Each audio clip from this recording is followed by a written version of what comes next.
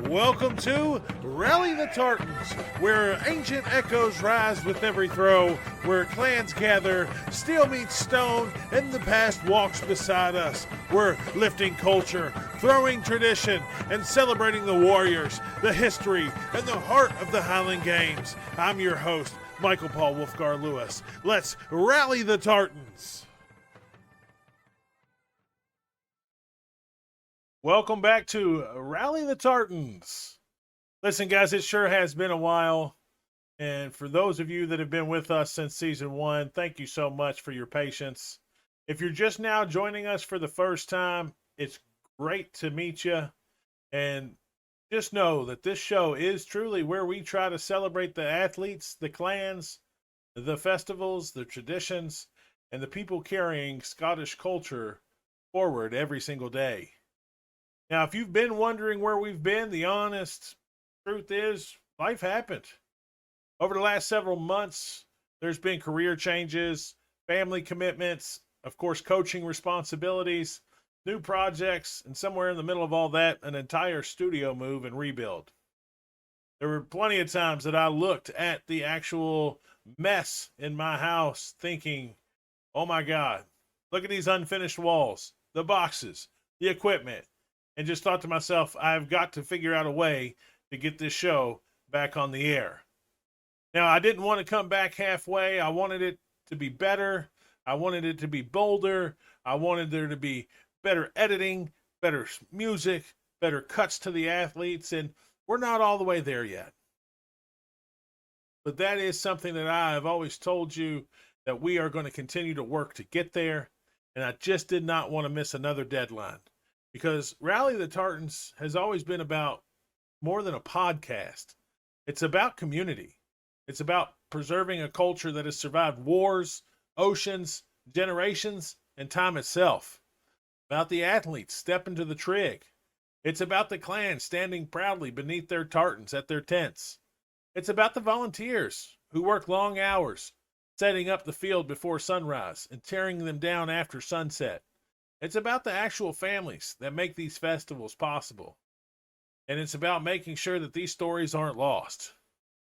Now, the games didn't stop, the cultures didn't stop, the athletes sure didn't stop while we were rebuilding. And while this microphone was quiet, the Highland Games world certainly wasn't. Been quite a few records that have fallen. New athletes are emerging every weekend. Festivals are growing. Important conversations have started.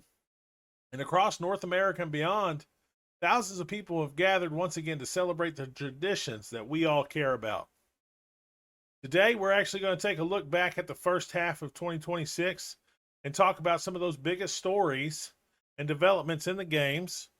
We're going to discuss the upcoming Scottish Athletics International Masters World Championship in the Netherlands and hopefully share some exciting news about a project that's very close to my heart, which is the possible launch of the Ohio Valley Scottish Heritage Foundation.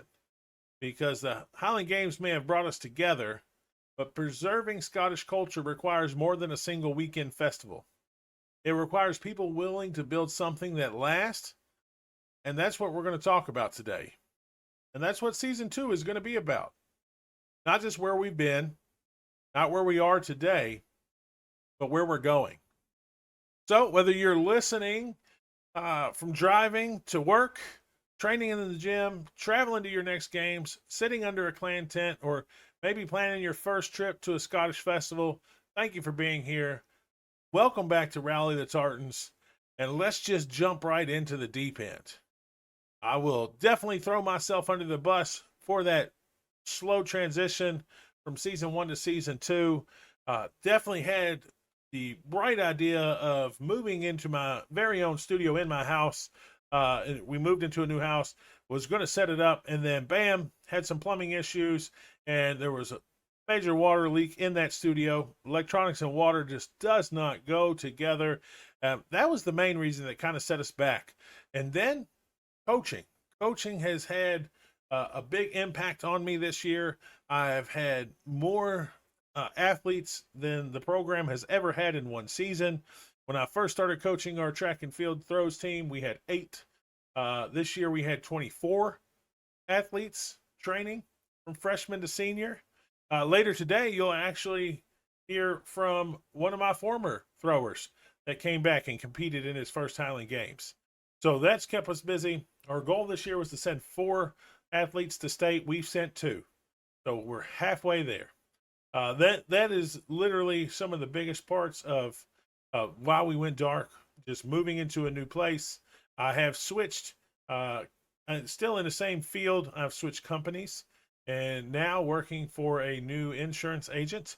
I am now an independent agent. I used to be a captive with State Farm. So if you guys did not know that, that is actually kind of a big deal for me and in that business world. Um, I just figured June 1st was halfway through the year. We needed to get back on track, and whether everything was right or not, go for it. Get it started. Same reason why we started last August is because if we didn't have a start date, we were going to keep kicking the can down the road until it was perfect. And a good friend of mine sent me a message or message on one of the videos I posted saying, hey, it doesn't have to be perfect. Just get it out there. As you can see, I'm still not in the studio. I'm in my temporary little corner here to bring you guys this season 2. Season 2, we are going to be getting out more and more. You will see later on in the episode that we actually have some video from athletic directors. Again, I want this to be more than just my face. I am not the face of the Highland Games. I just love talking about it and making sure that we can promote it and we can get information out there to everybody and make sure that they have a reason to get up and go.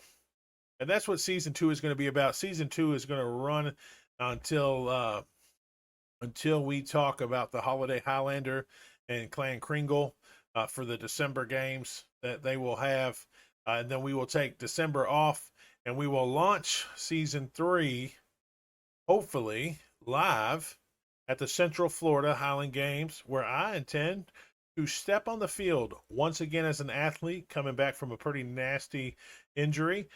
But you know what? I don't care how I do. I just have to get back on the field myself. So that's going to be pretty important to me. I hope to see you all out there. I would love to do a live with everybody that listens to the show there at Central Florida.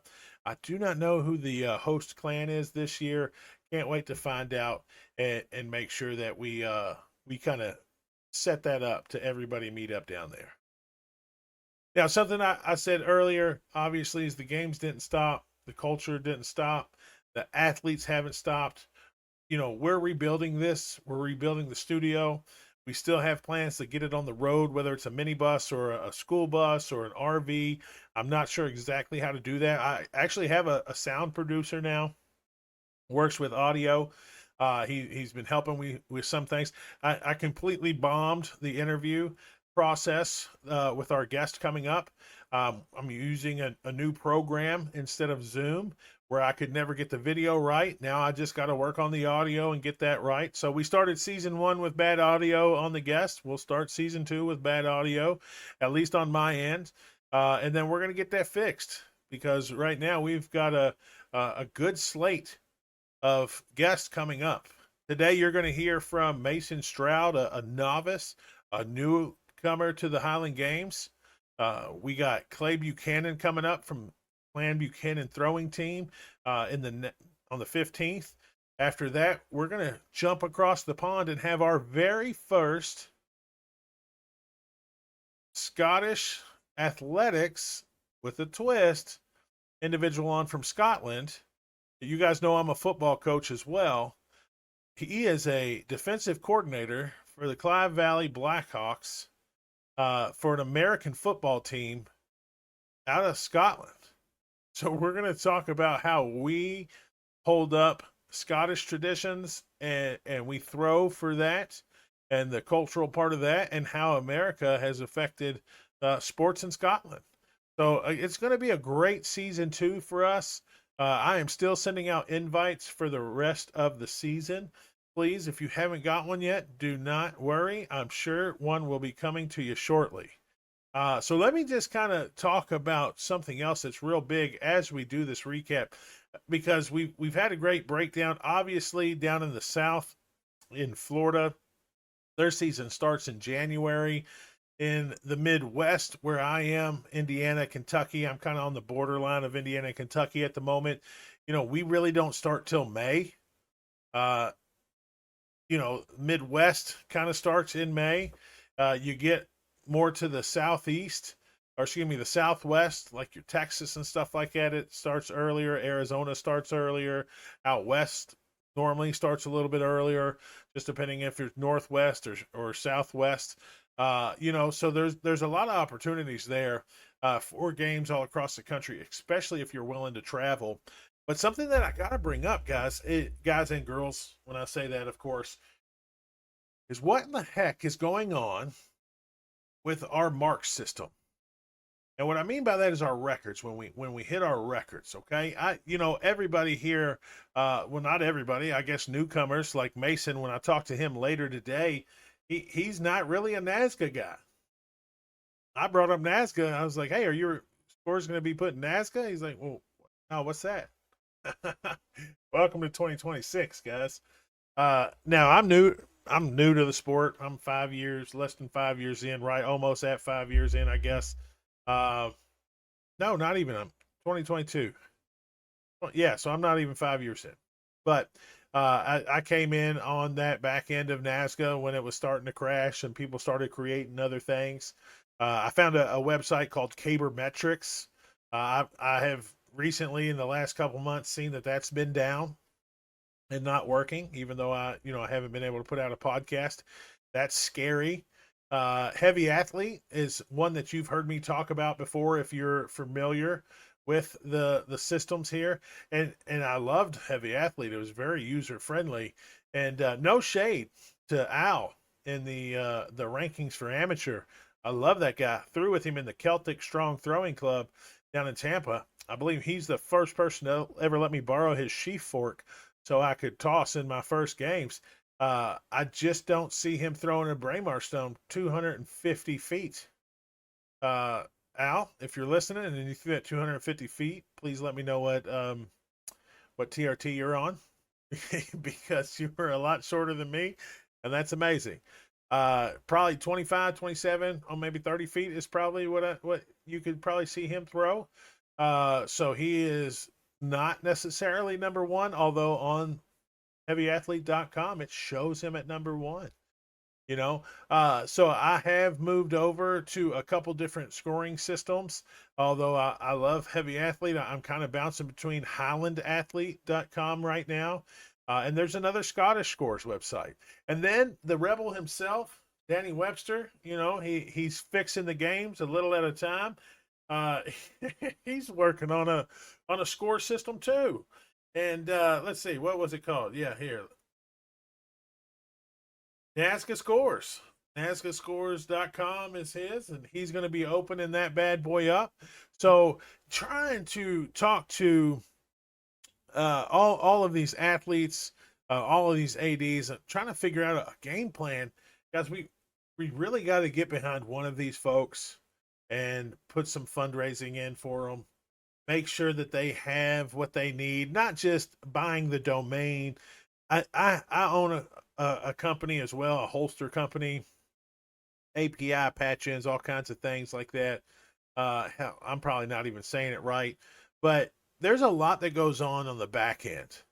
And NASCA was great. I can't tell you how many hours I've probably spent on that message board just tearing through information, looking at some old guy's workout record on how he works out, what he lifts, when he lifts, how much downtime, what the rest looks like, what the hell he's eating, what these athletes are doing to become better.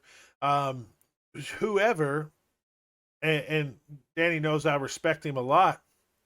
Danny or Scottish Scores or Highland Athlete, let's figure it out. Somebody reach out to me. Let me know how we can help. Well, we got to become a yearly sponsor. What I would like to know is, what is the plan after you're gone? I have a plan for this podcast after I'm gone. There's a short list of very young folks that I will be passing this off to. Again, I don't want to be the face of this. I just want to help facilitate the promotion of Highland Games and Highland festivals and athletes. So I am not just Highland athlete specific. Of course, I want to talk to you about what an amazing badass John Van Buren or Graham Hathorne is. Those two guys right there. I flip a coin. That's probably who's going to be the top pro men's athlete for 2026. Those guys are great. No shade to anybody else. That's not those two guys. There's some fantastic throwers out there that have amazing technique and are just killing it in the gym and putting it on. But I want to know, how this is going to continue to grow after we're gone. Are we going to have to go to 17 different pages to get information? Is there something that's going to backdate and grab all those NASCA scores? Danny seems like he might have the idea there. NASCA scores. Seems like he's just trying to carry on that tradition. I believe he said something open sourced to me recently, man. So whatever we have to do as a community, let's pick one and let's fund it. Let's promote it. Let's talk about it. Let's make sure that there's always somebody that's going to be there to update that. I really would like my great grandchildren to use the same damn page. Not that I'm some fantastic thrower or I'm going to be some world pro or anything like that, but I would like, if I'm not around, my great grandkids can go, hey, we're going to go throw at this games this weekend. Right now, it's going to be what, the 47th, 48th Central Florida Games or something like that. Maybe I have the wrong number, but by the time it's the 70th Central Florida Highland Games, I want them to go back and look at my scores from when I did it on the 45th. Or whatever it was when I did it. Like, I want us to be able to do this for generations. I want this podcast to grow for the next few generations and for somebody to always take part in what we got going on there. So, real quick shout out. I've already said John Van Buren, Graham Hathorne. I think Graham Hathorne's in the Navy or something like that. I watched a podcast. Here, I'm going to mess it up again. It was probably either Going Rogue or uh none. That's a blank on me. I'm so sorry, guys. One of those other fantastic Highland Games podcasts that are throwers that talk to other throwers and they get really nerdy on all that stuff. I love it. But listen, we've had a fantastic 2026 so far. There's some neck and neck between those guys and the pros. We have some pro women that are just killing it out there. Alicia and Hannah are, back and forth for first place in their pro women division. You can look at almost anything out there and see some very competitive stats. Just a quick shout out to again Danny Webster, who I've already talked about. Good Lord, I gotta start talking smack about him every once in a while. He's gonna think I got a crush on him. Jesus. ADing and still being in the top 5 of the country for men's masters. I believe he's going to Worlds over in the Netherlands, which we're going to talk about here in a little bit. There's a Derek Gleason. He's doing just absolutely fantastic. He's got one right now, but again, these numbers are super close. We're talking about less than 30 points that separate 1 and 2, and roughly 40 points that separate the top 3. So let's look at that.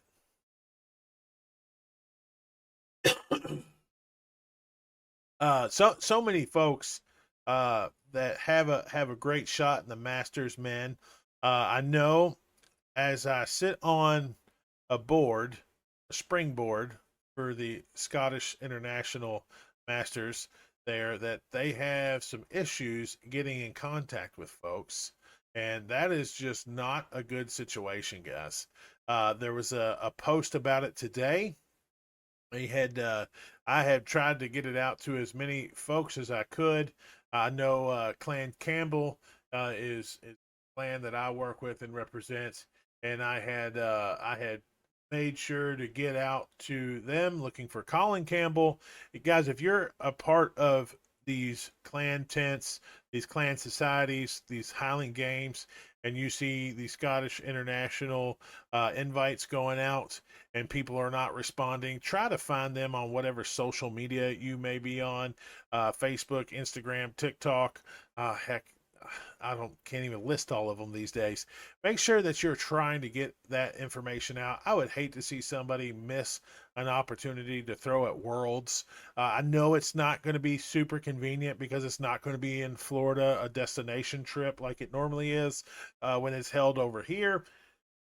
The Netherlands sounds like a really fun time, right? Go over there, go do some world traveling, throw heavy things, have a fantastic time doing that, and see exactly uh, what it takes to be a world champion. Like that's fantastic, right? So I'm going to get off my soapbox again, just talking about some of the games that have happened over the last 6 months. Of course, everybody knows my favorite game. Well, top two favorite games. They all happen in Florida, so I guess I shouldn't. I shouldn't brag too much. The Central Florida Highland Games is one of the very first of the year. It's down north of Orlando. It is not in Orlando. It is north of Orlando. So just make sure that you guys are keeping these stats and updating those. That had just a slew of athletes. One of the bigger shows, to be honest with you, the biggest one that I've been to so far. Dunedin being second.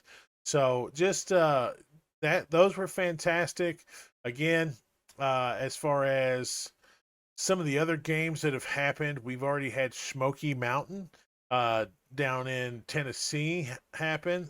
I mean, what a cooler place to throw down there. Ladies of the Keys. Sorry, let's stay on January. Central Florida, Suncoast Scots, Lady of the Keys, all kind of took off in January, February. You're smacking right, back down there in Florida. Tennessee started popping up. They had a backyarder games down there. Tallahassee, Mount Dora, just some really fun times. Southern California popped off in for Scots Irish games. Northeast Florida. Again, these are all things that you should be putting on your 2027 I want to go see list, and make sure that you step out and get some good time. Expand that season. Stop waiting until May to start your season. Start it in January. Pick off a couple, at least one in Florida. January, February, March. Pick off one in Florida, and then move on from there. Danny kicked it off in, I believe he kicked it off in March. I believe he might have did one of the Florida games, but I know his North Alabama.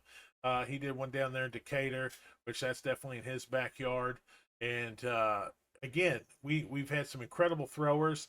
Now, next episode 2, season 2, episode 2, uh, we'll have Clay on, but I should have everything set up for the new room. So where the new room is going to have opportunities for me to showcase the video on this page right here. Now, there's going to be 2 opportunities for the platform: audio only on Spotify, video on Spotify, and then YouTube. So we're actually going to highlight those actual throwers, the throws they made, and then we're going to kind of do a little breakdown of those throws because I just love to do that kind of stuff. So that's something to keep in mind. So I know this was a recap section here, and we kind of went over, but that's okay. This is getting back into the groove of doing everything and making sure the show is moving on. So one second here. Let's take just a moment for shout out one more time to SAI Masters World Championship.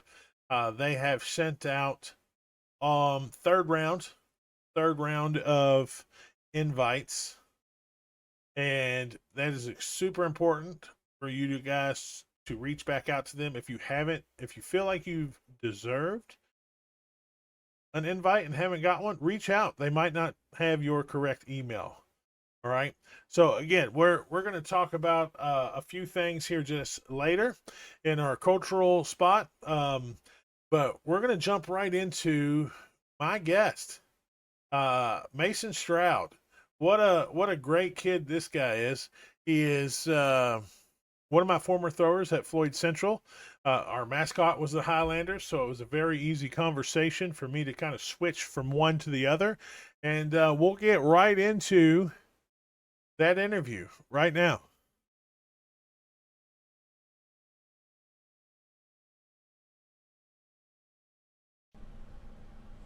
For this episode of Rally the Tartans, we're talking about the future of the Highland Games. Not just preserving tradition, but building what comes next. Our guest is Mason Stroud. He's a former Floyd Central thrower, current engineering student at the University of Cincinnati, and now officially a Highland Games athlete after competing in his very first Highland Games at the Blue River Highland Games in Shelbyville, Indiana. We'll talk about what it's like stepping from the shot put ring into the world of cabers, stones, and hammers, why Highland Games are attracting athletes from the modern track and field world, and how Mason hopes to launch the first Highland Games club at University of Cincinnati. This is exactly the kind of bridge between tradition and the next generation that keeps the culture alive. Mason, welcome to Rally the Tartans. Thank you for having me. I appreciate the opportunity to share.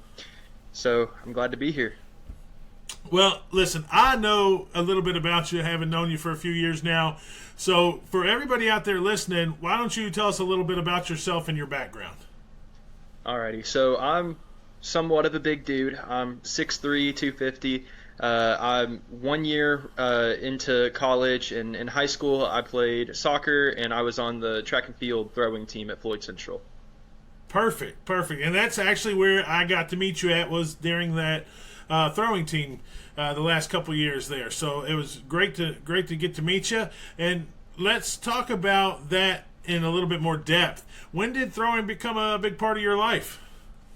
So I started throwing in middle school. I had a buddy named Noah, shout out Noah, who was a close friend of mine since elementary school, and he was on the track team. And it started slow as like I guess I'll join the track team as an avenue to hang out with my friend, and then I was the fat kid, and so naturally I wasn't getting to compete in any running events, and they were like, we're just going to stick you down here and have you throw, because I was the biggest kid on the team. And so immediately went in there and was the best shot putter and the best discus thrower they had. We didn't have a coach, so just out of pure muscling it forward, I got it there. And then from there it evolved, and I slowly went to different coaches over each year, got a little bit better up until graduation. Awesome. And what events did you specialize in high school?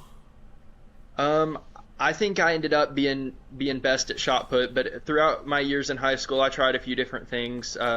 In club, I tried some hammer, but I did both shot put and discus. I think I ended up being a little bit better in shot put than I was in discus. Okay, all right. And so was just the culture of throwing in middle school and high school in the program kind of what made you want to do it more after, high school, or? That's an interesting question, because I feel like the culture that we had in high school and even in middle school was ever changing. I don't think any 1 year was the same as a previous. Every single year I either had no coach or a new coach. I never had one coach for more than 1 year. Obviously, you took the reins there in my senior year, and you were still there this past year. But every single year was vastly different. Some years were better than others. I would say my last year, whenever you started, and the team kind of felt more like a team rather than more of a individual, I'm just here for myself. The team culture really grew, and I think that in what would be considered an individual sport really did encourage me to go further with it.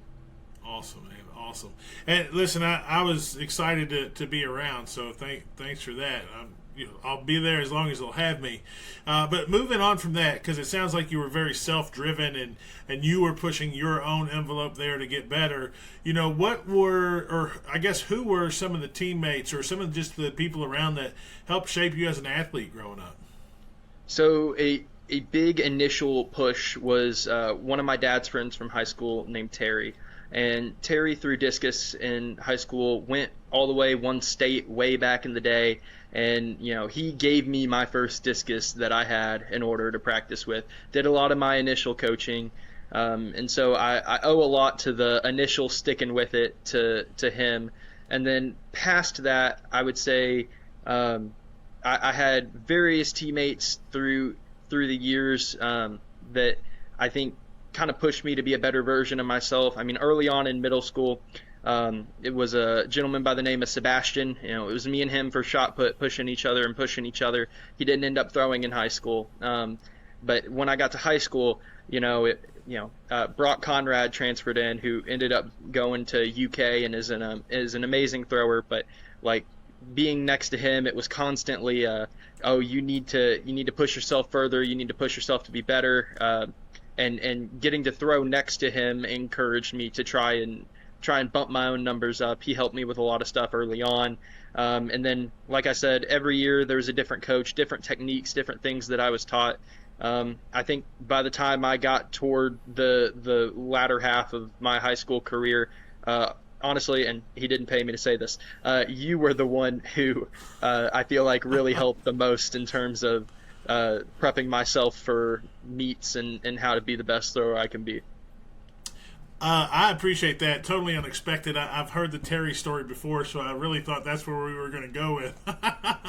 So that's awesome, man. I'm glad I was able to kind of help you there towards the end, and definitely I'm glad I got you to finally come out to the Highland Games. That was a big part of me wanting to be in the throws program, was direct some kids to come over and have fun in a kilt. But let's talk about something else, just because obviously you're a real smart dude. You're now studying engineering at UC. How difficult has it been balancing athletics in a demanding academic path that you're on? I will say my sleep schedule has suffered. I think overall, I've tried to keep with as much as I can while on campus. Being in Cincinnati and being in the city, it's been really difficult to try and find areas in which I can openly do athletics. But I have managed to play a lot of pickup soccer. I've done some rec soccer. I've done intramural volleyball and played some pickup basketball here and there. I will say, as far as throwing, it's been very difficult to get access to an area in which I can throw. But in terms of the academic workload, I've been 18 credit hours both semesters I've been in so far, and set up for an 18 credit hour in the fall. Trying to get in as much schooling as I can, but I think it's a balance that I can make happen. That's fantastic, man. I can't wait to see how it goes, both of those careers, your athletic and your academic. So let's talk more about your academic. Do you think engineering and throwing have any similarities to it with what you're learning and what you're trying to do on the field? Absolutely. I took my physics course this past year that, I got in there and we started getting into some torque and some rotational motion and, talking about the pulls and pushes of everything. And then, when we got into that unit, I had friends that were struggling and everything, and I've heard these terms, since again middle school, trying to learn how to throw. And there's a lot of being able to understand different speeds and forces and where your power is being generated from, that I think is a direct translation from engineering and physics into throwing. Okay. So, and let's kind of ask the history part here, and just discover a little bit more of how this involved into you being a thrower and going into the Highland Games. When did you first hear about the Highland Games? Because I know it was before me. Yeah. So when I went into my freshman year at Floyd Central, and obviously Floyd Central's mascot is the Highlander, my grandmother, for Christmas of my 8th grade year, right before I was going into high school, she bought me a kilt, and she bought me a green and gold kilt pattern so that I would have something to wear to Floyd Central basketball and Floyd Central football games. And she knew I was throwing, and she kind of brought up the idea of like Highland Games and said I'd look like a true Highlander. And I was getting big by that point, and thinking like she was like, oh, I'd blend right in at something like that. So she kind of brought up the idea to me. And then as far as actually getting involved again, senior year, you going in as that coach, and you kind of brought me into the realm of, I already knew about it, but you brought me into the being able to actually do it. All right. No, she was spot on with that. You fit well. But let me ask you this: before competing, what did you think the Highland Games were, and has that changed now that you competed? Um, I thought that Highland Games were going to be a lot more similar to throwing shot put and discus at high school. I thought it was going to be like just you're there, you're an athlete, you're just trying to beat your marks every single time, and that's it. You're trying. It's a test of your skill. And I think since having done it, there's a lot of truth in that. But I think my view has kind of evolved a little to it's not just a test of your own skill. It is a show. It is an event. It is something not just for the athlete, but something for an audience. In high school, I would think back, and every single meet I was at, if I was throwing, the only people who were gathered around watching the throwing happen was the family of the throwers themselves. Having been to now at the time of recording 2 Highland Games, both times seeing an actual audience of people there invested in wanting to see what happens, wanting to see these great feats of strength. I think it's more than just the doing it for yourself. You're doing it for yourself and others. That is exactly right. And I'm going to tell you, you've been to 2 small ones. Wait Yeah. until I take you to Florida in January, and there's 1,000 people standing around. It's a little bit different. But so what actually finally convinced you to actually step onto the field and compete? I know I had invited you out all last year after you graduated, but this seemed to be the year. What was that final shove off the ledge? Um, to be honest with you, I think I missed throwing. Year at college, and again, I was able to play all kinds of pickup soccer and everything. Like, I was able to scratch all the itches I had except for throwing, and it was something that, my brother still being on the team in high school, hearing how he's doing and everything, and I was like, man, I really miss this. And, I go to a D1 school, and I was an all right thrower, but I was not good enough in high school to be on UC's throwing team. But in terms of getting to keep throwing, I felt like this could be an avenue, and then started practicing for it, started training for it, and I was like, all right, I think this is something I might be able to do. This is something I think I might be able to succeed in. And loved it. And shout out to the lineage of throwers in your family, because your little brother, as a sophomore, actually made varsity. So good for him. And we have some good male throwers at the school. So maybe we'll get him out there sooner or later, right? I hope so. I'm real proud of him and how far he's come in terms of the strength and whatnot he's done both with football and throwing. So I'm Yeah. hoping he'll get into it. Yeah, I hope so too. Now, let me ask you this: just coming from the high school level, was there any intimidation factor coming from the high school or the Olympic style throwing into a totally different environment? Um, I would say yeah. There was a little bit of a couple events in specific that felt like it was going to be a whole new world of what's going on. Like, I would say, namely sheaf toss. Having to learn a whole new style of throw. Not a ton translated in terms of my overall footwork, but then in terms of the overall event itself, it was much bigger. And then I went from being normally one of the biggest couple guys at each event, into, yeah, I'm just kind of average sized, and maybe even a little on the smaller end, compared to a lot of these throwers at the Highland Games, which is impressive to me. It truly is a culmination of some of the greatest strong men and women out there. And while I do enjoy it a lot, there was definitely some intimidation at first of like, oh no, am I somewhere I don't belong? You know. Right. So what surprised you most about your first Highland Games? Well, your first 2, I guess we'll say now. Honestly, the culture of the competitors. I think, when I went in there to that first games, and every single event we go up to, and granted I was in, that novice class in that first one, and so there were a lot of guys that were really new to the sport, but everybody there was, in everything they said, was trying to help each other out. There wasn't any great competition between each competitor that was like, I need you to fail for the sake of my success. Everybody wanted the best out of everybody. There was helping, coaching every little thing that they'd picked up on, and trying to make sure that everybody had the best games they possibly could. And I'll say the second games I competed in this past weekend, in the Southern Kentucky games, they didn't have classes. It was a men's open. And so I was throwing with some truly impressive throwers in that games, and a couple of the guys who have been doing this close to a decade now that were throwing next to me, putting my throws to shame. But still, in every single throw that I was doing, it was coaching and points and everything, even to the point of letting me borrow equipment, teaching me small tips and tricks, even after the games had ended, trying to make me the best possible thrower I could be. That's one of my favorite things about the games and the community, just everybody out there.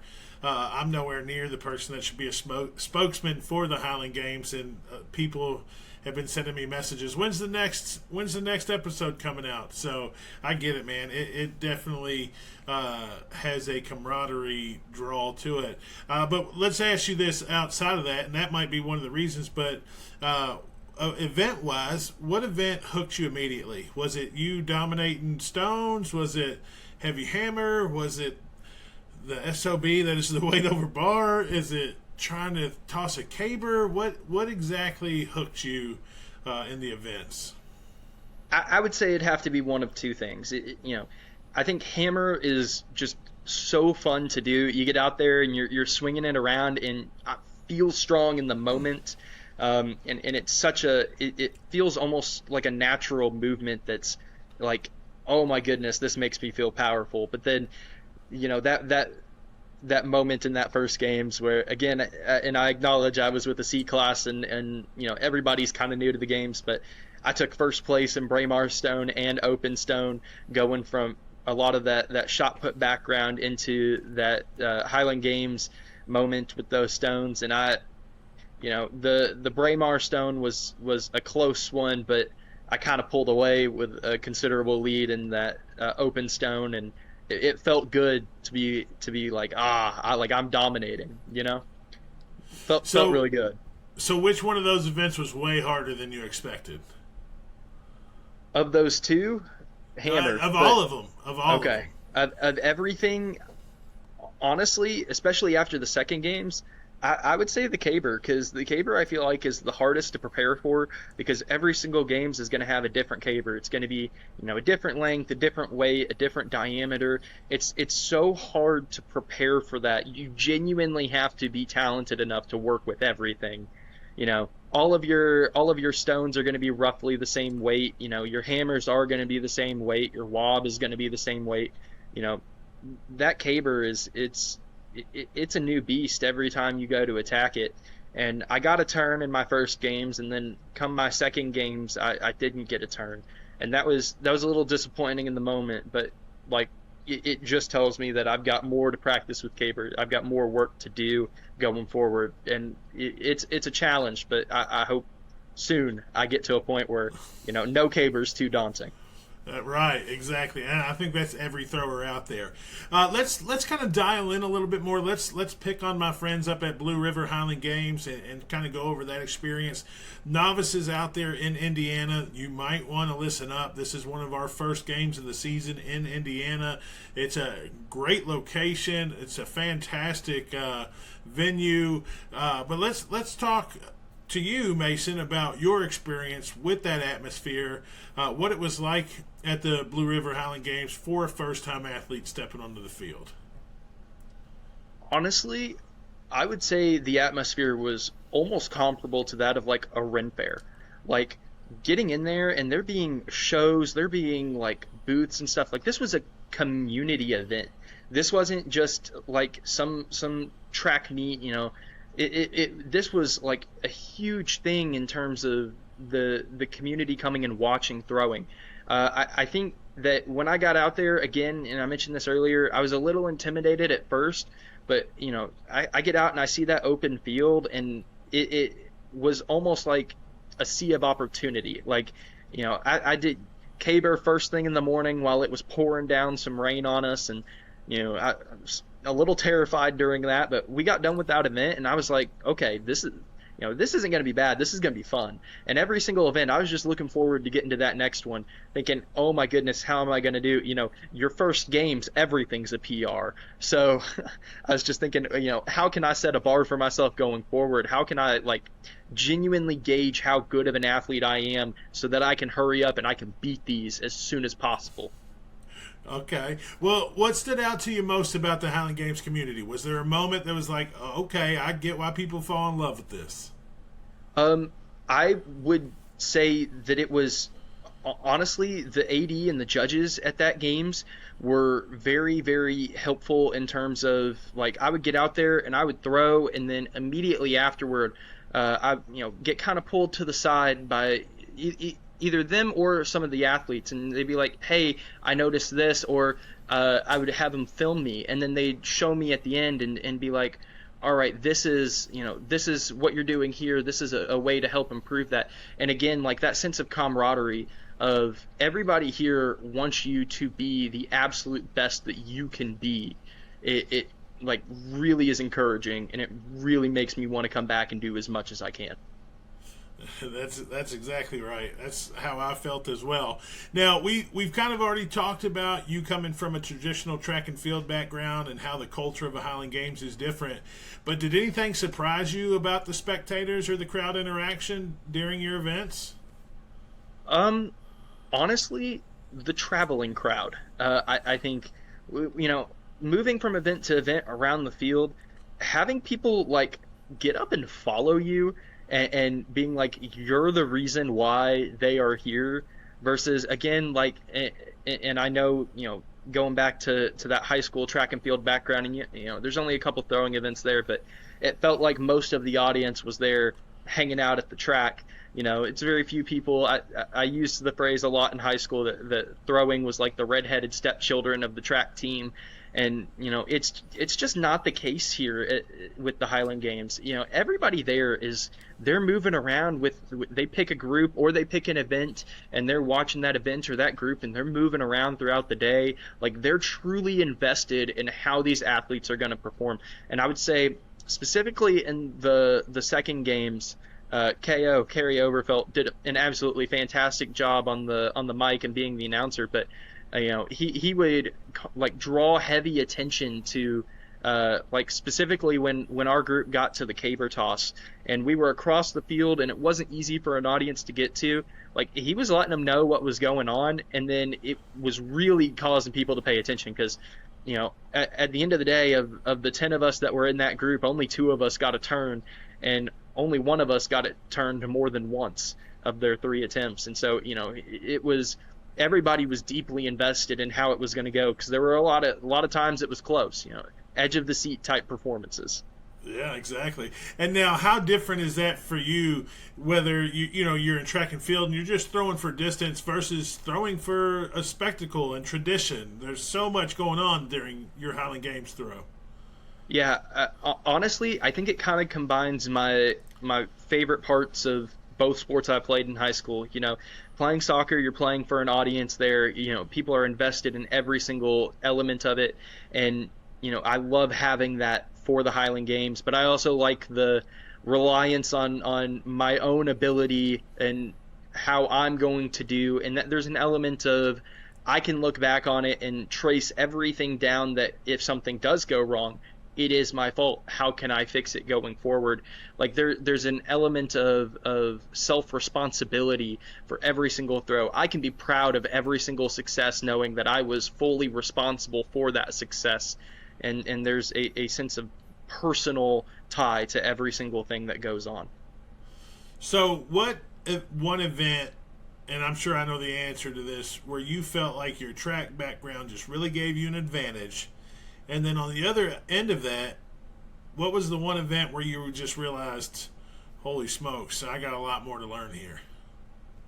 I would say for the best advantage, honestly, I would put it at Braemar Stone, with close second being the open stone. And the reason I think I put Braemar over open is I knew how to spin in high school, but I wasn't the best at it. I felt like I could always just power throw further than I could spin.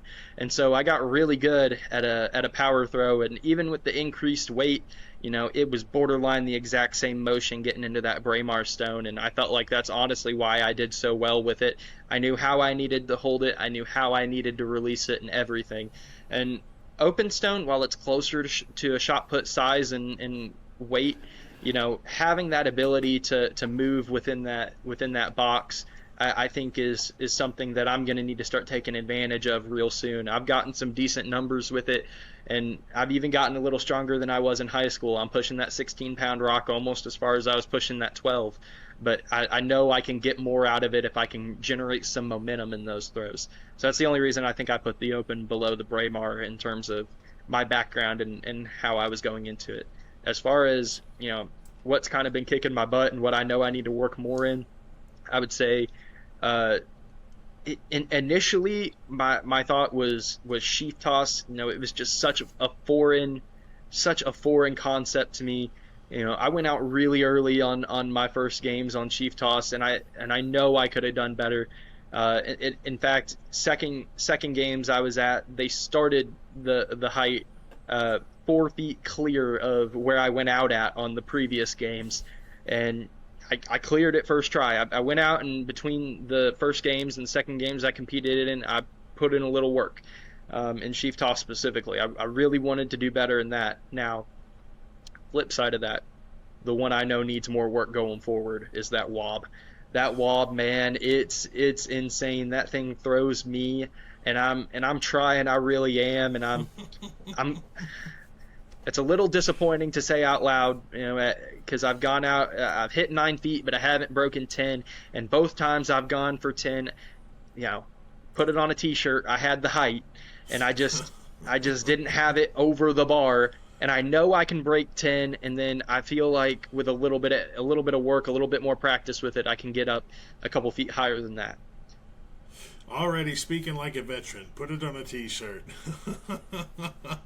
Well, listen, man, there's something I've really been wanting to talk to you about, especially since you first brought it up. It's been brewing in my mind. It's something that just really piques my interest because, my goal is to one day get this sport back on ESPN and to make this grow. You've talked about possibly creating the first Highland Games club at the University of Cincinnati. Where in the heck did that idea come from? To be honest with you, after having done this a couple times now, and after having trained even before that, and I was like, with being away so far from home, I wanted to find a way to continue to pursue Highland Games, and I got to thinking, I started this sport relatively late. I've done a couple practices over the past 2 years, but prior to that I had never touched a Highland Games implement. And I was thinking along the lines of, if I've gotten to this so recently and I love it as much as I do, how many other kids, or I guess young adults rather, at my age would feel the same? And what better opportunity to introduce Highland Games to people than a college campus? I think if I'm at the University of Cincinnati, which is a relatively big campus, I think that if I can bring it to the people, I can generate some interest, and I can get my generation more involved in the Highland Games early on, and try and move this sport into some great levels of accomplishment. Now, I know we have junior classes, kids under 18 that can compete and things like that, but do you think there's a reason that colleges don't currently have a Highland Games club? I've done a few Google searches. I haven't found anything. I put in quite a bit of research into this to try and figure out how it would need to be structured. There are, I found 4 colleges in the United States that have some sort of Highland Games or Highland Games adjacent type program, and most of them are Scottish culture clubs that will occasionally host a Highland Games, and so even then they don't have one for athletes themselves, and even throughout that, most of those schools are D3 schools, low profile schools, definitely nothing D1 like Cincinnati, and I think the reason for this is just a general lack of awareness of almost its existence and its popularity. I think a lot of people are unaware of what the sport is and how manageable it is to get going. Like it's not like you need a football stadium and schools just don't have the money for a football stadium. You know, people have the resources, but there's not enough interest, which again I chalk up to I don't think enough people know about it, and then B, there's not like the money already going through it, like the tradition of it. And I know you talk tradition on here a lot, and in terms of being in the USA, it's hard to find a big college that's not going to have a football team because football's been so ingrained in our culture. And I think Highland Games does have a place in our culture, and it's just not been realized yet. So you think a Highland Games club is just going to fit naturally into your college club sports culture already? I think so, and I've talked to a few people that I know, not just in my year, but in some of the years above me at University of Cincinnati, and tried to talk to a few people that I think would have some interest. And in fact, just a couple days ago, I texted a buddy of mine who's getting ready to go into his fourth year, and he's an engineer at University of Cincinnati. We're a 5-year engineering program, so he's got 2 years left on him at UC, and he's in the UC bodybuilding club.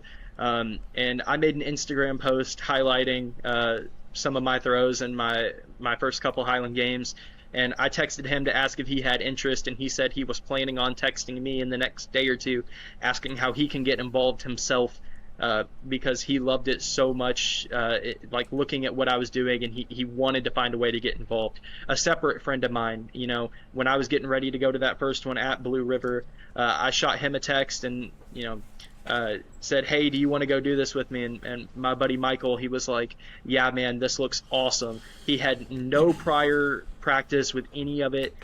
His first time touching an implement was in that games, and he went out there and he loved it. He killed it, honestly, especially for having never done anything with it before. I feel like he did a great job. He told me afterward he's excited to get to do another one, and he's been honestly pushing almost as hard as I have to try and get this club created. That's fantastic, man. That makes me feel all warm and fuzzy just because I feel like I helped plant some seeds in you, and it's grown in you, and now you're planting seeds in other people, and that's how this grows. So let me ask you this: what would a University of Cincinnati Highland Games club actually look like? Are you thinking practices, travel to games, other colleges? Are you out there recruiting throwers like you're already kind of doing? Is there, a cultural education portion to it as well? So the institution backs it. Yeah. So again, I've been trying to put a lot of research into seeing how this could be obtainable, and as of right now, I have to wait until the beginning of the fall term because there's a club registration period that we're not currently in right now. So I have to wait until it's about mid-August whenever I can officially file for it to become a club. And I've been looking at everything that needs to happen with it and trying to model certain things and draw it up, like trying to model it after a couple other clubs that I've seen and how they function. And in my mind, I would think because there's not a great place on campus to actually throw, we would have to go somewhere slightly off campus. I would think we would actually go and throw or practice either every other week or every week, depending on the day and availability. I think recruitment wise, that's going to be a heavy component of it. I'd like to see, again, I've talked to a few people in the bodybuilding club, and I'd like to see a lot of these really, really strong individuals come and try it out. But I'd like to branch into everything. Everybody I've talked to so far has been guys that I know. I'd like to see some women interested. I'd like to see eventually, and I know this is putting the cart before the horse almost, but eventually I'd like for it to get big enough that we have enough people involved, not just athletes, but also somebody who can run it as an AD, somebody who can, people who can be judges, I'd love to have people who can play the bagpipes. I'd love to have enough people that we could host our own Highland Games. and have this going to have this opportunity. And then hopefully with that, I'd like to spread some seeds into other universities in the area and see if they can get it going, and then maybe try and have like a joint Highland Games amongst universities, and bring a collegiate aspect of it to the Highland Games. I think in terms of trying to get people involved, I think heavy on recruitment in year one, and then heavy on the cultural significance of it as well. Why do we do this? What is the history of this? What does it show? What does it mean to be a Highland Games athlete? And how to perpetuate the culture that's already established, and keeping it great as it is. All right. Well, if somebody's listening right now out there and they wanted to help you build that vision, what would you tell them right now? We need all the help we can get. I think we're still very early stages, but in any form of encouragement with it, whether it be I need to get implements, so stuff like that, versus if I could have people that are willing to come help coach, maybe lead a clinic, maybe if somebody knows of some good games for some really new throwers in the Cincinnati area or not too far away, that I can look at and be like, this is a great one for some of these newbies to go and try out, and be like, this is how you fall in love with the games. Let me send you to this games right here. That way they can really try and get invested. I would say potentially a sponsorship if somebody has the resources to do so. I think that could be huge in terms of getting us a space to practice, getting us the stuff we need, and potentially even helping register people for some games. And it's truly all about just getting people out there and competing as much as possible. I love to hear that, and I will offer up the first donation. The baby caber that I have is a little 13-foot caber. It's really just for practice. It's great for juniors, and it's great for first-timers to just kind of understand it. If you guys have a place to store it, I will gladly send it back with you next semester for the club. I really appreciate that, especially given that the caber, I feel like, might be one of the harder things to come by in terms of something good to practice with for the new guys. Well, fortunately, here where we live, there's tons of trees. I will find some more, and I will get you guys a men's A caber as quickly as possible. And once you get some more females involved, I'll go ahead and make sure that you guys never run out of cabers. I'll even bring them up here at the end of the year just to make sure you guys have them. So, excuse me. But listen, that's some things that we've talked about on this show numerous times over and over again. How do we make the games grow? How do we get people interested? How do we keep them supported? What that looks like. And I think you really kind of drove home everything I've said in season 1 about how we do that. Again, the proof is in the pudding, man. You want, excuse me, if you want somebody to come out, invite them out. If they don't make that first one, it's okay. People are busy. Invite them to a second one. Invite them to a third one. Just keep on those people that you think are going to be a great part of this, and look at what it grows. The kid that was a senior my first year coaching at the high school is now leading a movement to try to get something started at the college level. That's insane to me. So I'm honored to know you, man. So congratulations to you. Congratulations to Michael. Big shout out to your buddy Michael up there. I know we were going to try to get him on as well because I wanted to hear his perspective. We'll have you guys back on, I'm sure of.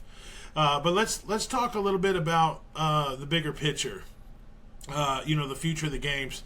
What do you think the Highland Games needs to do to attract younger athletes like yourself, like we've been talking about? Honestly, I think the biggest thing would be the promotion of a juniors. I think knowing that it exists at a younger level, and that it's something that has an element of it that the youth can compete in could do huge things. I think that Blue River Games I was at, there were 4 youth in the juniors division, and most of them were kind of in those later teen years, I think a couple of them were 17, getting ready to be out of that juniors, and they were all part of the same throwing team and all knew each other in high school. And I think it's way too often that you're looking at it, and everybody who's gotten started in this sport has only gotten started in this sport because they knew somebody else close to them that was in the sport. It's like one big domino effect. I mean, even myself, I got started in this because I knew you and you were involved in this. It's not en masse kind of advertised at a way that the youth are finding this. I think I've talked to as many people as I could, both at the Blue River Highland Games and at that Southern Kentucky Highland Games, and there was one gentleman at the Blue River Highland Games who lived in the area, and he said that he was just trying this out for the first time. He ended up loving it, said he wants to come back and compete the next year, but that he really didn't know anything about the Highland Games, and that he saw in a Facebook group that this was going to be happening in Shelbyville, and was like, yeah, I'll go give it a try. But as far as the youth, like, and maybe it's just because of where I was in location, and there not being anything that real close to me in my community for a Highland Games to be like, all right, I'm going to go to this. Maybe it's as simple as just having them more often and in more places. But I didn't really know it was an option for me. And then every time I looked at it and saw something online or saw a video of something, I'm like, dang, that guy is huge. If I have to be that huge to compete, then I'm not going to be able to compete. And then naturally, I got a little bigger myself. I'm still not as big as some of these guys, but I'm big enough that I can kind of carry my weight a little, and at least try to remain competitive in a few of the events with some of the bigger guys. But I would have shocked me to learn there was a lightweight division. That this game is evolved as it is to kind of to kind of go to everyone and meet everyone where they are. And I think if the younger generation knows that this is a thing, and I think it is as simple as advertisement, if they know that this is a thing, I think more people will get involved. I agree, man. I think social media, I think live streaming, I think building up the entertainment value of the games, I think all that's going to play a huge effect and push us into a whole new era of the sport, which is something that we're all trying to do, on our end as ADs, as athletes, people like myself. I'm not just involved in the athletic side. I'm also involved on the clan society side, the historical side, the educational side, and I think it's the holy trinity, right? It's the athletics, it's the clan societies, and it's the educational. That is historical educational part. I think that's just something that all has to work together to promote it, to look better online, to make sure people want to tune in. There's a lot of ups and downs to throwing. Being a high school thrower, you kind of know there's warm up, cool down, warm up, cool down. You get 3 throws, you sit down, you wait for the next event.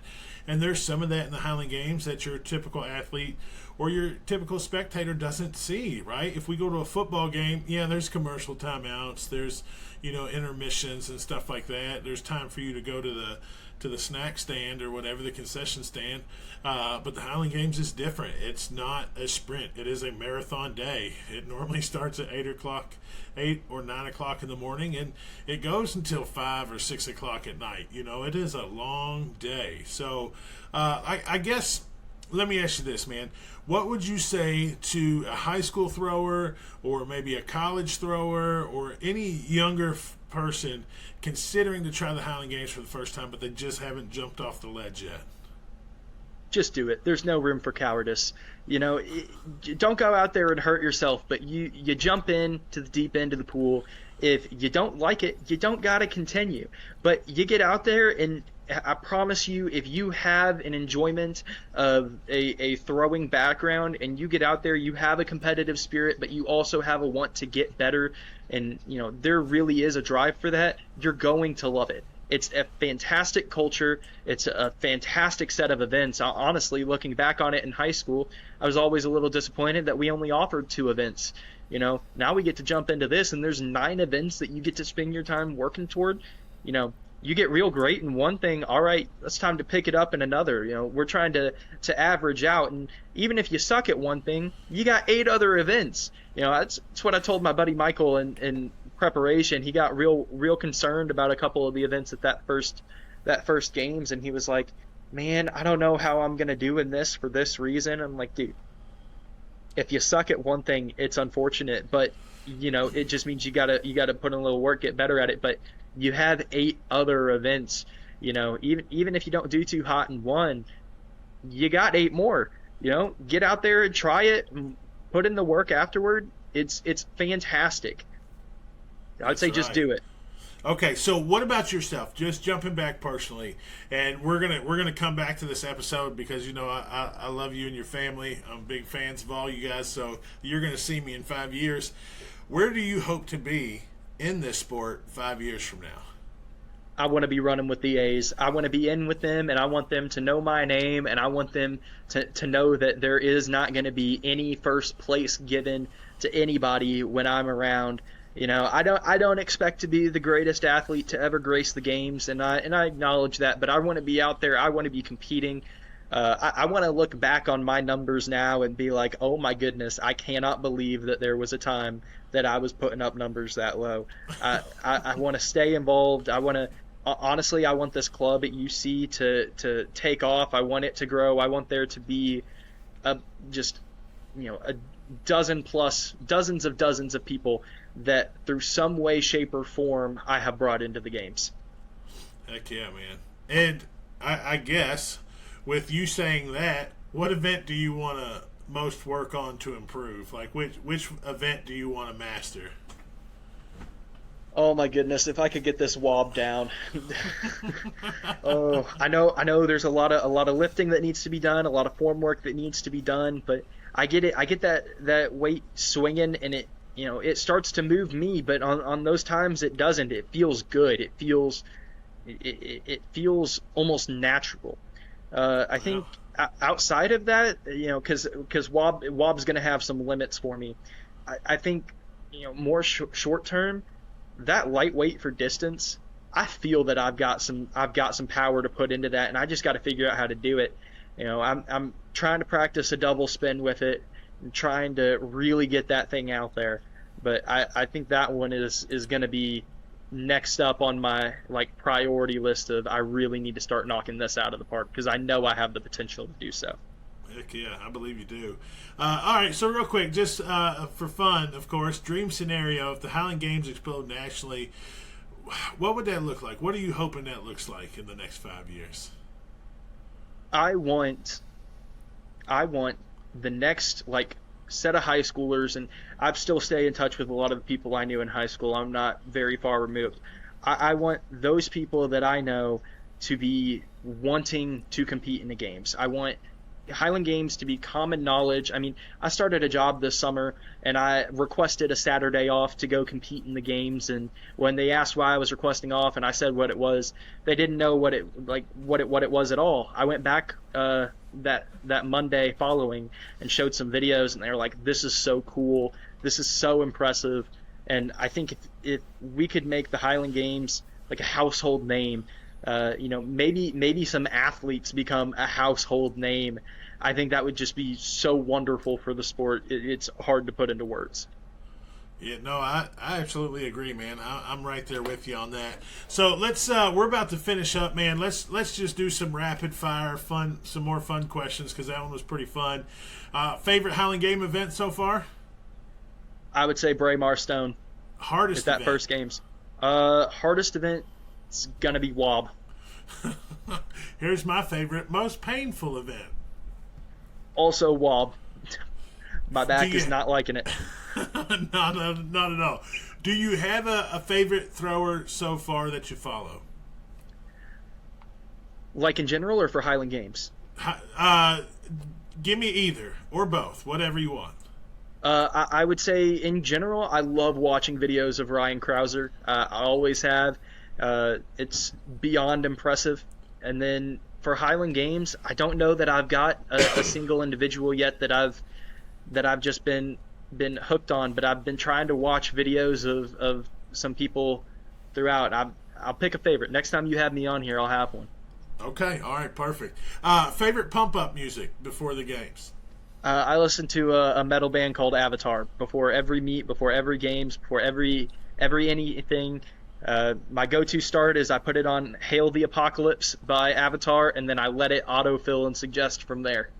Okay, and we might already know this one. Which one do you prefer, Caber or Wait Over Bar? Probably gonna be Caber.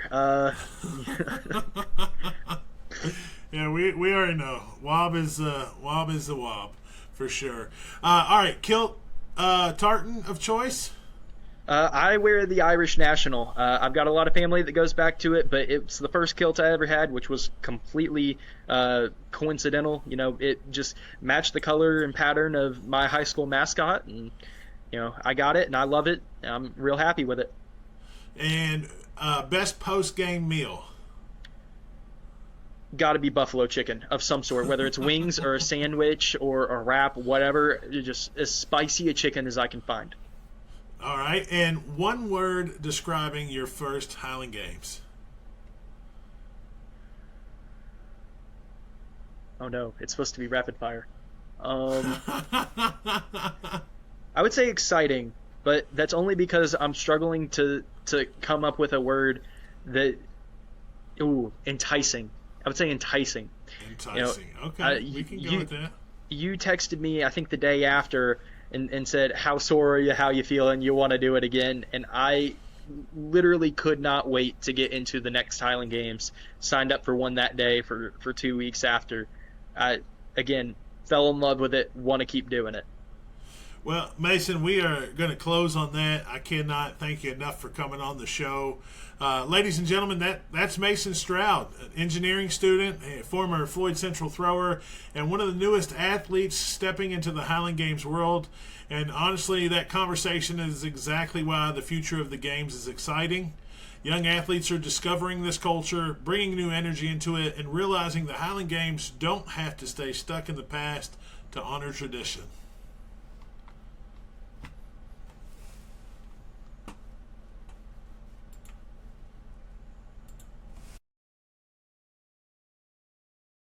And a quick word from our sponsors who pay the bills. WolfgarConcealment.com, concealed carry classes, constitutional carry classes. We're in over 29 states. We also make custom Kydex holsters. You can find us at wolfgarconcealment.com. That is WOLFGAR concealment.com. We also partner with U.S. Law Shield, promo code Wolfgar. Get a 30-day free trial to have an attorney on retainer for any of your self-defense situations. They follow you from start to finish, whether it's the first court case or if they bring it back to court. Something that everybody out there who carries a firearm should have. WolfgarConcealment.com is the main sponsor for today's show.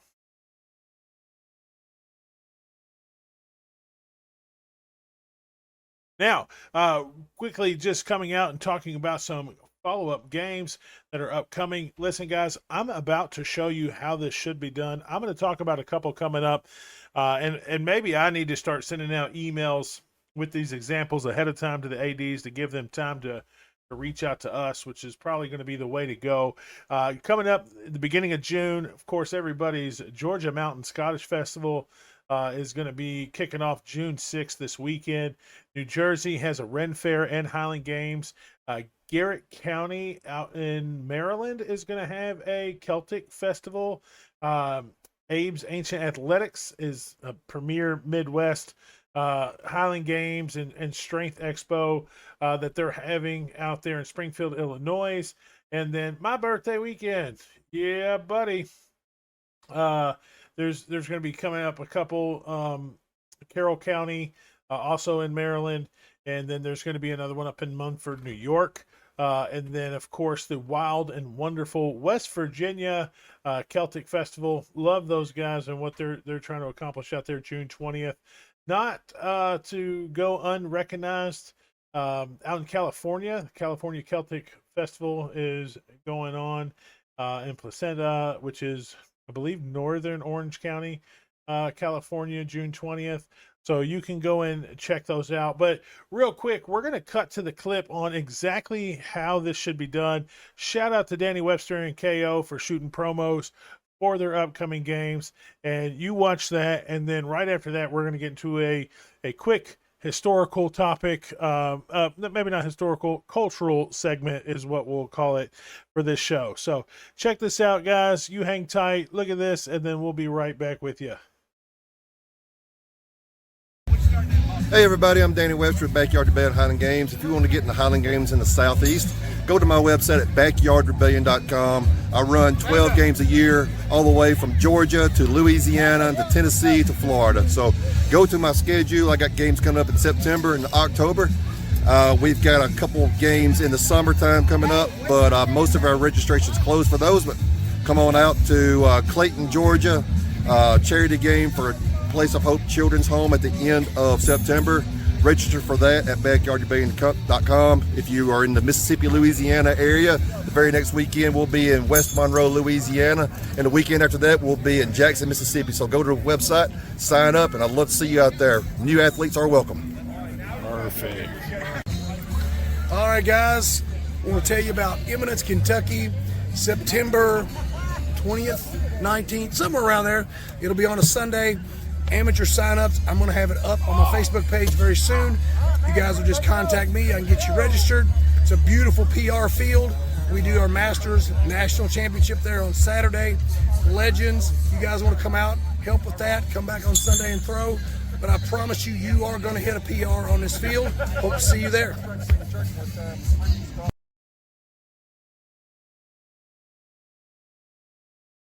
All right. Well, listen, I hope those games have got you excited. We have a great opportunity for the rest of 2026 to see more records fall, more new athletes take the field. And if you didn't get an invite to Masters Worlds, well, guess what? The next 6 months, it's time to lock in, get some of them late games under your belt, and get an invite next year, because there's always going to be a next year, another chance. Now, switching over to our cultural segment here, I definitely want to talk about something that's really near and dear to my heart. Two things. One, obviously, you guys have heard me talk about being a deputy commissioner, I guess is my technical title, for Clan Campbell.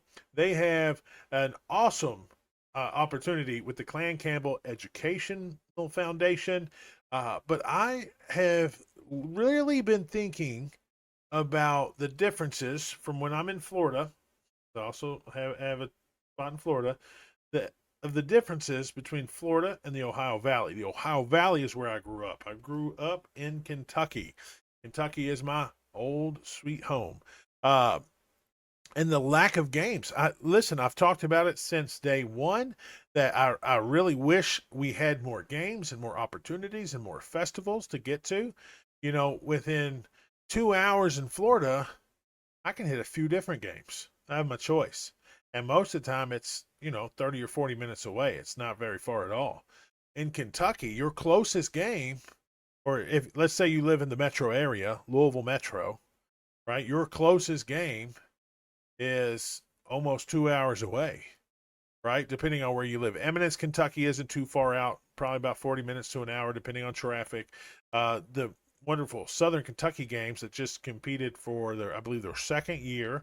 They are replacing the Glasgow games, which was one of the oldest in the country that, just kind of faded away after COVID. That's about 2 hours away. You got Columbus, which is a little over an hour. You got Shelbyville, Indiana at the Blue River Highland Games. That's, up to 2 hours, hour and 40 minutes, 2 hours. Indianapolis is roughly the same amount. Like, when can we get more events, even if they're smaller, right? How about a Kaylee? About a Kaylee or two, right? I don't want to get all dressed up just for a Burns dinner. Do I like some poetry? Of course, right? I'm a cultured individual. That's not why I want to get together. I want to get together for fellowship, to have fun. I want to hear about what's going on in your life. I want to hear about your next project. I want to hear how work's going. I want to hear all that good stuff. Why don't we have more events that's centered around the heritage that we share? Right? like an old German festival or a Polish festival. We have World Fest in Louisville, Kentucky, and I don't know how many people in kilts I see running around down there. Time to show people all about the haggis, right? So regardless, I have a couple opportunities here, and I'm really rolling around in my head on what to do now. On one side, it's not just about the education and the heritage and the connection. It's about growing the involvement of people in this area. I tell you what, I was still shocked. Southern Kentucky, I'm going to kind of pick on them because I just went this past weekend. You couldn't pick a cooler venue. It's ruins of an old bar tavern that burnt down before the Civil War. They started rebuilding it in stone. The Civil War started, and they couldn't finish building this tavern. The grounds looked great, and there were just a couple hundred people hanging around watching. There should have been 1,000 people there. There's enough people in Kentucky. It was a nice enough weekend. It did not rain like they thought it was going to rain. There should have been more. It's got to be more, right? Indianapolis. Last time I went there, no shade, love that. The athletic fields is perfect.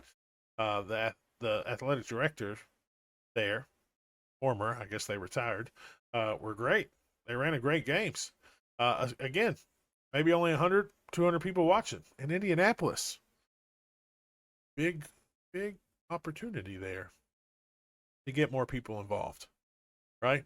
So that's why I started thinking. I started thinking about why doesn't Louisville Metro, why doesn't Jeffersonville, Indiana, New Albany, Indiana? These are the big metropolitan areas.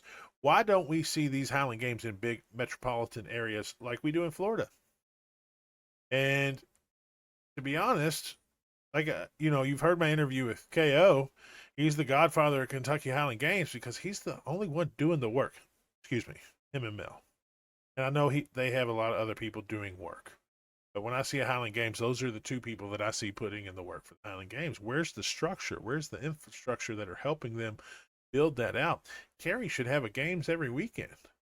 He should be in Terre Haute, Indiana one weekend. He should be in New Albany in the spring. He should be in Jeffersonville in the fall. He should be on the Great Lawn in Louisville sometime, right? I've talked to the council member out in Valley Station, which is the southwest part of Jefferson County, Louisville. They'd like to host one out there. Why aren't we doing it more here? What is it going to take to build that here? And then I've talked to other clan commissioners all across the country. In California, in Florida, in Texas, in Oklahoma, they maybe even Michigan. They have fantastic organizations that are keeping that culture alive and pushing it forward. Why do we have so many dark spots? So spots that just aren't thriving, that aren't populated, right? This is why preserving Scottish heritage matters. It's building something that lasts. It's connecting not just athletics, it's connecting music, it's the Scottish clan societies, it's history, the education, getting the youth involved. How about all of us pulling together for some scholarships to help these kids out? Man, I got a senior that just graduated this year. I don't have a senior anymore. She's a college student now. Thank God she worked her tail off in high school, and she's actually enrolling into college as a sophomore. It's going to save me some money on the year to year there. It's 1 year down already. Why aren't we having more clinics? Why aren't we having this cultural preservation? How come the clan engagement is so low? Blue River Highland Games, love them to death. You will not find nicer folks. We only had 3 clan tents there. Shout out to Clan Gunn, Clan Stewart, and Clan Campbell. Right? And I just threw together something quick. I didn't even have the lovely setup like Clan Gunn or Clan Stewart. Where was everybody else at? Because I look at the voter rolls, I look at the people out there, I meet people all the time, and that's a Scottish name. It's everywhere. They built this region. Heck, they built a lot of America, right? You go look into Kentucky, they got 120 different counties, and 118 of them are named after Scots. why is it so hard to build in Kentucky? Now, I will give a shout out to Central Kentucky. There were 6 tents, 6 clan tents. And that was a huge improvement over what I've seen. You go to Central Florida Highland Games, and there's going to be 30 tents. There's going to be 3 or 4 rolls of clans out there. And the clan tent's just not a 10 by 10. They're taking up a 20 by 30 or a 20 by 20, right? So, again, I'm not knocking anybody. I'm just saying, how do we get that engagement here? And I thought maybe we start it. Maybe we start doing something that's going to help build everything else. And that's where the idea of the Ohio Valley Scottish Heritage Foundation launched. Now, are we going to support athletics? Of course. Are we going to look at doing strongman stuff? Of course. Who wouldn't want to lift some stones? Right? We don't have any stones to lift here in the region. You know, the boys over at Iron Palace, they're doing stone lifting competitions. I want that for this region, right? I want to see, somebody have something like the Denny Stones over in Scotland over here. There's a stone tour you can take in Scotland where you just go place to place and you lift up these stones as just a sign of strength. One of them is, golly, the name just slips off my tongue here. I can't even think of it. You got to go into an old lady's backyard. You got to knock on the door and say, hey, can I go in the backyard and lift that stone? Right? Because that's how long it's been there. Somebody lives there already. So that's where this idea came from. It was like, hey, how do we build it here? What are we going to do right here to build that?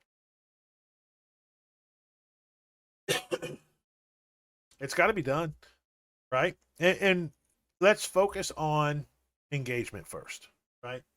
Let's get more clan societies involved. Let's get more people involved in their genealogy. Let's get more people interested in how, again, just using Indiana as an idea, how Indiana was put together, who founded what county, who did what where, Illinois, right? The Midwest, Kansas, whatever it may be. These towns that could use a little bit more engagement. Let's start there. Get the youth involved. Seen it at Blue River where they invited out some of the high school throwers. That's what I'm doing. I'm inviting my high school throwers out to go throw. We should have a huge juniors clinic, and bring these folks that aren't going to college to throw. Like you heard Mason talk about. He didn't go to University of Cincinnati to throw. He went there to become an engineer. Right? Good on him. But he still missed throwing. There's tens of thousands of people out there that could support athletics in their 20s that would probably be really good and help grow this sport even more. So, again, that's my idea. I'm not sure. I've been talking with a few folks. I love our Clan Campbell Educational Foundation, and I'm probably saying that one wrong. I'll have to look that up later and tag that. They have some awesome missions.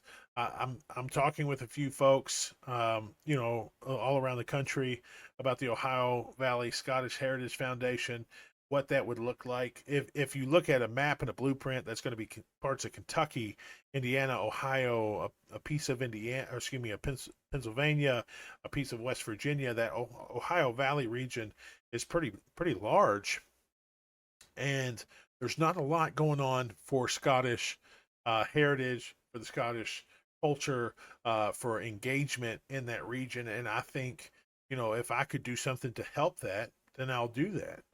Now, if I were to build something like this, again, it's got to be something that can survive without me, because again, I'm 42. I turn 43 here by the next episode that airs. I'll be 43.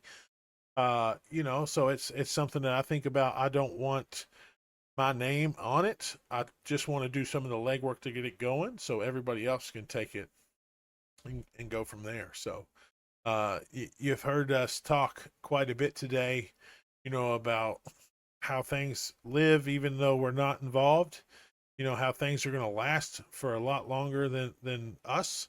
The test of time, the Scottish culture will be there. But how do we make it grow? How do we make it more fun? I asked my daughter after the Southern Kentucky games. It's like, well, what? She's 13. I was like, well, what'll make this more fun for you? You know, and kids your age. Are we asking those questions? Hell, I don't know. Anyways, guys, I appreciate you listening to all my ramblings. How fun was that, right? So, just kind of getting here for the closeout segment, of course, of Rally the Tartans season 2. This was just a big opportunity for me to talk about the games moving forward. Obviously, from the throwing circle in high school to the Highland Games field and bringing those kids in like we did with Mason. How awesome was that? Great stuff there. And, talking about just the heritage, how we get more people involved. So, again, we got some great upcoming games. Thank you to KO and Danny for the snippets. For their future games. If you're an athletic director listening to this and you made it to the end, thank you very much. Make sure you send me those videos. Let's get those videos involved. Let's get those voices. Let's let people know who you are, because you deserve a lot of credit for being an athletic director in the Highland Games. Let me highlight your story. Let me highlight your games.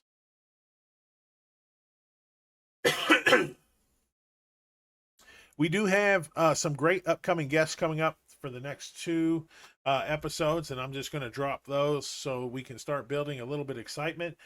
We will be having Clay Buchanan, the Clan Buchanan throwing team. That is a specific branch of Clan Buchanan who focuses on their throwers, making sure throwers are engaged, have what they need to compete, have a great time out there, are safe, and bring more people into it.